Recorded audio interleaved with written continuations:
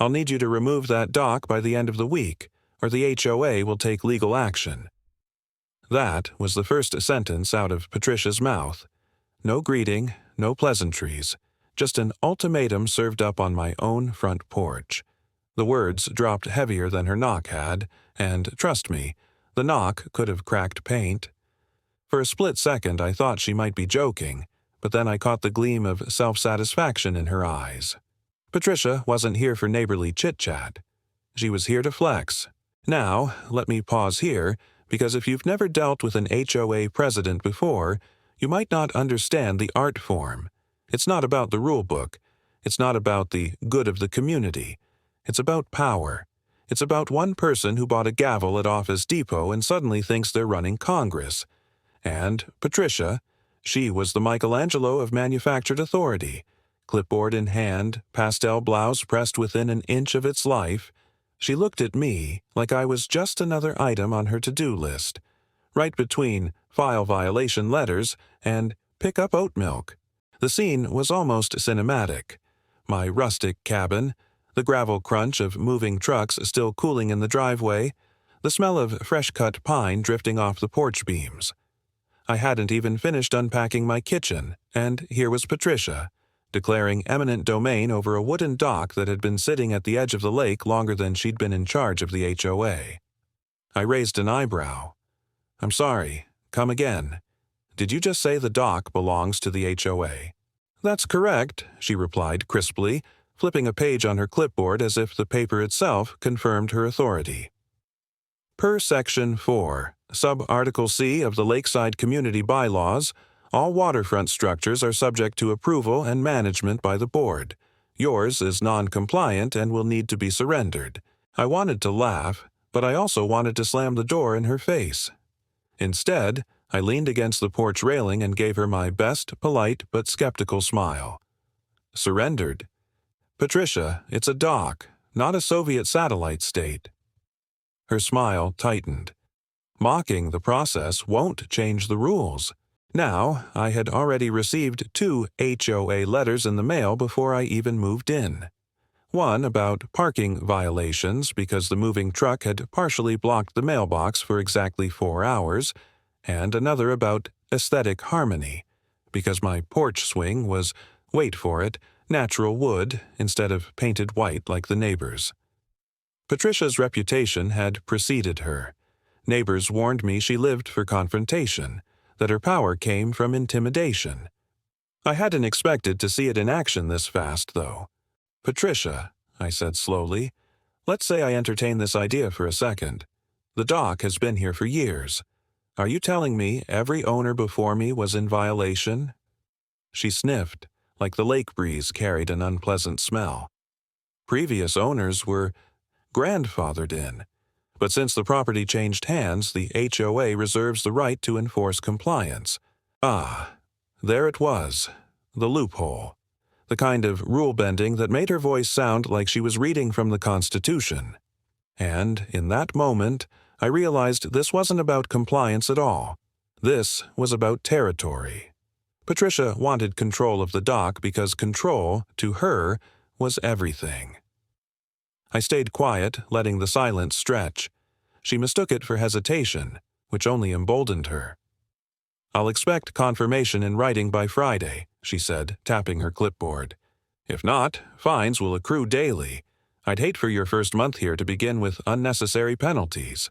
She pivoted sharply on her heels, walking back down the gravel drive like a general leaving occupied territory. The sun caught the edge of her clipboard, flashing like a weapon. I watched her disappear past the moving trucks, her posture radiating smugness. Here's the thing, though. Patricia had no idea what she had just stepped into. She thought she was muscling a new neighbor. She thought this was just another easy win. What she didn't know was that I had already been digging into property records, water rights, and the history of this land. And that dock, that so-called non-compliant piece of wood, it wasn't just a dock. It was a thread, and if she kept tugging, the whole HOA sweater was about to unravel. I went back inside, the cabin still smelling of cardboard boxes and coffee grounds, my phone buzzing with texts from friends asking how the move was going. I didn't answer. Instead, I sat down at the kitchen table, pulled the stack of mail toward me, and flipped past the glossy welcome packet the HOA had sent. There it was again, the bylaw booklet, smugly stapled, its cover stamped with a stock photo of a lake at sunset. I turned to Section 4, Sub-Article C, and underlined the words Patricia had quoted. Then I smiled, because I knew what was coming next. Patricia had no clue that she'd just declared war on someone who actually enjoyed paperwork. Out on the porch, the wind shifted, rattling the chain of the swing against the beam. The dock creaked faintly in the distance like it already knew it was at the center of a storm. And me? I was ready. Patricia wanted a battle over wood and water. Fine. She'd get one. But the thing about lakes is, they ripple, and Patricia had no idea how far these ripples were about to spread.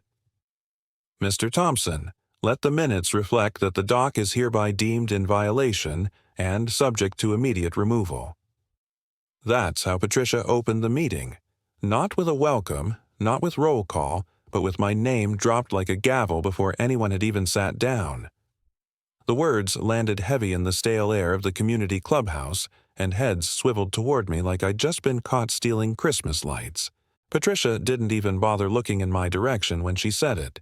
She just read it straight off her clipboard, voice clipped, tone triumphant, as if this meeting were merely a formality before my execution. Now, if you've never been to an HOA meeting, imagine the worst parts of middle school group projects combined with the passive-aggressiveness of a church bake sale. The room was fluorescent lit, the folding chairs squeaked with every fidget, and the smell of burnt coffee drifted from a stainless steel urn that looked older than half the board members. I'd been warned about these gatherings. "It's like a courtroom without the dignity," one neighbor had whispered.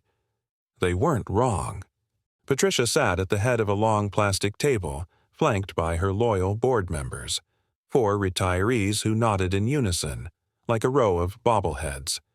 She wore a silk scarf that looked expensive but screamed, "discount outlet," and tapped her pen like a judge ready to pronounce sentencing. On the walls hung framed community notices about lawn care and pool hours, their cheerful fonts mocking the tension simmering in the room. I took a seat in the back, letting my chair scrape just enough against the floor to draw a glance. Patricia glanced up briefly, her smile polite but tight, then returned to her script. "As you all know," she began, "the dock on Lot 17 has not been submitted for board approval, and therefore it is in direct violation of the bylaws." She flipped a page on her clipboard dramatically, like she was unveiling a piece of damning evidence. "If not removed, the HOA will be forced to impose fines, pursue liens, and take further action as necessary." Around me, neighbors shifted. Some avoided eye contact. Others whispered behind their hands. A few smirked, clearly enjoying the spectacle. There's nothing like the smell of petty blood in the water to bring out the rubberneckers. One man leaned toward his wife and muttered, "Told you the new guy wouldn't last a month." I heard it clear as day. I leaned back, folding my arms, letting Patricia's words hang in the air. I wasn't here to interrupt. Not yet. I was here to watch. And Patricia, oh, she was performing beautifully. Every time she raised her chin, every time she over-enunciated violation, she was stacking the cards higher on her own little house of authority. Per Section 4, Sub-Article C, she continued, structures on community waterways must be approved prior to construction or maintenance. The current dock has neither approval nor conformity. She gave a smug little smile, clearly proud of her recital. The board has already voted unanimously to proceed with enforcement. Of course they had. Patricia didn't call meetings to debate. She called them to crown her decisions. I cleared my throat, not loudly, just enough to slice through the hush. Heads turned again. Patricia stiffened. "Excuse me," I said, keeping my tone calm, almost casual. "Would it be possible to see the specific record where the dock was reviewed and found non-compliant?" Patricia's pen stopped mid-tap. As I just stated, the dock was never approved. "Right," I said, nodding slowly. So, just so we're clear, there's no actual record of review. Just your interpretation of the bylaws? A ripple moved through the room. Someone coughed into their hand. One of the board members glanced nervously at another. Patricia's smile flickered just for a second before she replaced it with a look of feigned patience. "Mr. Thompson," she said, her tone dipped in condescension. "You're welcome to familiarize yourself with our bylaws. They're very clear. This meeting is not the place to dispute settled matters." "Ah," I replied, tilting my head. "But isn't that the purpose of a meeting? To discuss matters before they're settled?" That got a few muffled laughs from the back row. Patricia's scarf twitched against her collarbone as she bristled. She slammed her pen against the clipboard. "The board has voted. The matter is closed." The room went silent again, and I let it sit. I wanted Patricia to believe she'd won this round, to feel the intoxicating rush of unchecked authority. Because people who think they've already won are the easiest to surprise later, I gathered my papers slowly, deliberately, sliding them back into the folder I'd brought with me. "Well," I said lightly, "thank you for clarifying. It's always helpful to see how decisions are made here." Patricia's eyes narrowed, searching for a barb in my politeness. The tension was thick enough to chew. As the meeting shifted to discussions about lawn fertilizer and pool hours, I leaned back and let the voices fade around me. Patricia had no idea that her unanimous vote was about to collapse under the weight of records she hadn't even bothered to check. She thought she'd written the final chapter, but all she'd really done was set the stage. I stood as the meeting adjourned, my chair scraping louder than before. Patricia avoided my gaze this time, busying herself with her stack of papers. But her board members? They glanced at me, uneasy, like they knew something was coming. And they were right, because tucked inside my folder was a set of documents that didn't just poke holes in Patricia's argument, they blew the whole thing wide open. The only question was, when to reveal them. "That's funny, Patricia, because according to the county registrar, I don't just own this dock, I own the water under it." The room went silent. You could have heard a mosquito land on that oak table. Patricia's pen froze mid-tap and the color drained from her face faster than the burnt coffee cooling in the corner. For a split second, nobody knew whether to laugh, gasp, or run for cover. And then, right on cue, I dropped the maps. A heavy thud echoed through the clubhouse, louder than her gavel ever had. Now, let's rewind, because you don't just walk into a room and pull a stunt like that. You earn it. You build it. You let the other side puff up their chest, inflate their own ego until they're practically floating off the ground. Then, and only then, do you walk in with the pin. Patricia had been floating for weeks, parading her clipboard like it was a sword of destiny. She'd sent me 3 more violation letters since the last meeting, each more dramatic than the last, claiming my dock was a liability, a hazard, even an eyesore threatening property values. She CC'd half the neighborhood in her emails. She wanted a spectacle, so I gave her one.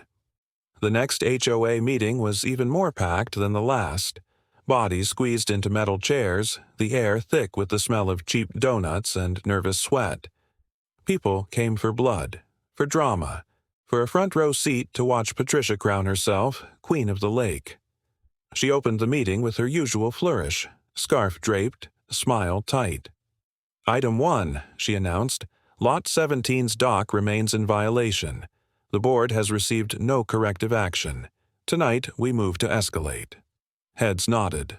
A murmur rippled. Patricia leaned into it, confident as ever. I waited until she finished her monologue about fines and liens before I stood.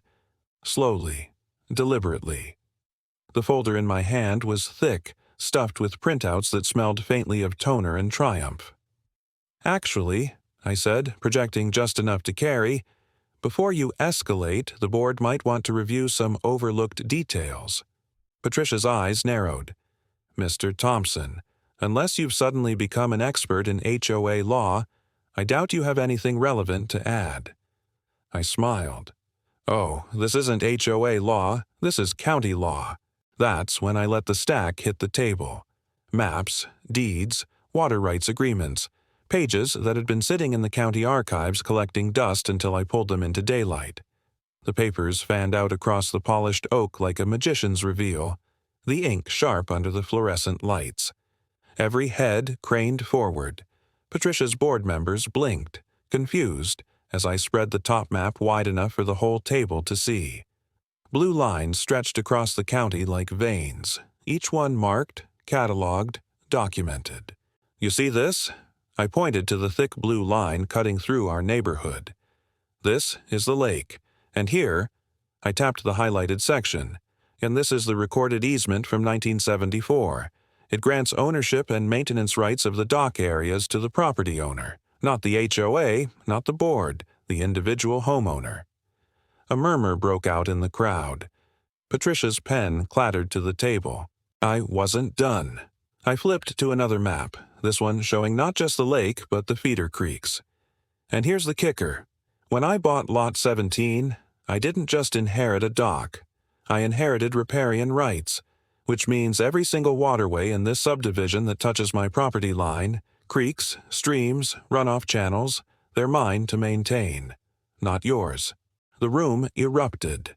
Neighbors gasped. Some laughed outright. Others whispered furiously. Patricia sat frozen, her clipboard trembling as if it had suddenly lost all power. One board member cleared his throat. Are we saying the HOA has no jurisdiction over the docks at all? I leaned back, letting the silence answer for me. Patricia's lips pressed into a thin line, her face reddening as she fumbled through her papers like the answer might magically appear there. Finally, she snapped, "This doesn't change the fact that the HOA has standards to uphold." I raised an eyebrow. Standards, yes. Jurisdiction, no. And if you'd like to test that, I'd be happy to let a county judge explain it to you. On record. The tension crackled like static. The neighbors who'd whispered against me before now looked at me differently. Some curious, some impressed, all aware that the power dynamic in the room had shifted. Patricia's gavel might as well have been a toy. I gathered my maps slowly, stacking them with deliberate care. So, if we're done here, I'll be keeping my dock. And, Patricia, I let my voice soften just enough to sting. You might want to check which battles you can actually win before you pick them. I slid the maps back into the folder, the sound of paper on paper loud in the stillness. Patricia didn't reply. She couldn't. But as I walked out of that room, the smell of burnt coffee trailing me like smoke, I knew this wasn't the end. People like Patricia don't fold. They regroup. They sharpen their claws. And the real war? That was just beginning.